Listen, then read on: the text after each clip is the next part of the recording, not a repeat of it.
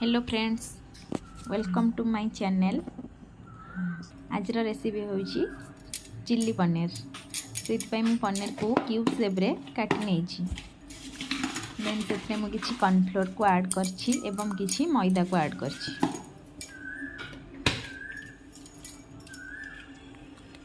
वर्तमान मुझे किछि गुंड मसला को ऐड कर देछि, जेमती कि धनिया पाउडर, करी पाउडर एवं गरम मसाला।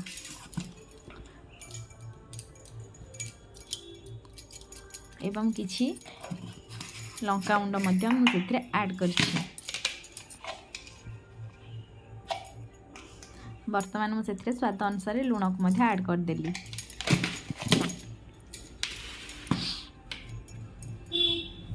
वर्तमान ये सब को भल भाव में आमे मिक्स करनबा।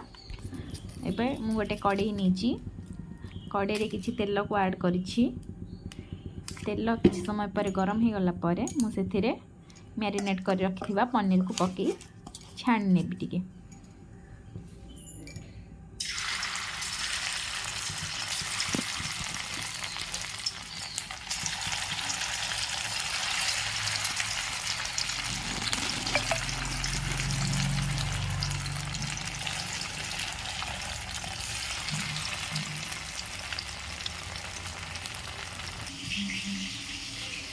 वर्तमान में किछि अदा आउ रसुण को भल भाव में छेची नहीं।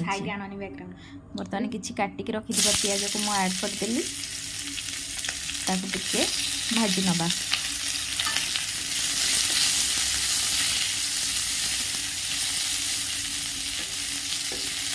पियाज को भाजी सारी सेथरे अदा रसुण पेस्ट को ऐड करबा।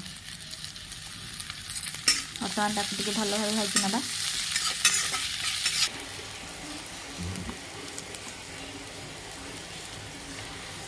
वर्तमान किसी सोया सॉस, किसी चिल्ली सॉस और किसी टमाटो सॉस को ऐड कर देंगे।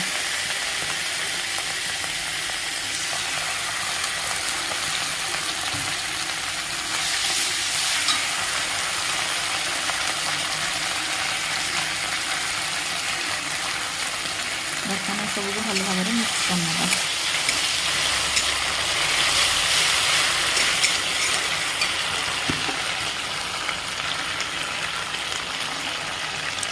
तो स्वाद अनुसार लुण को ऐड कर देती। जेहेतु पनीर लुण मुझे ऐड करी, अल्प टिके लुण और ऐड करी। वर्तमान छाणी रखिथिबा पनीर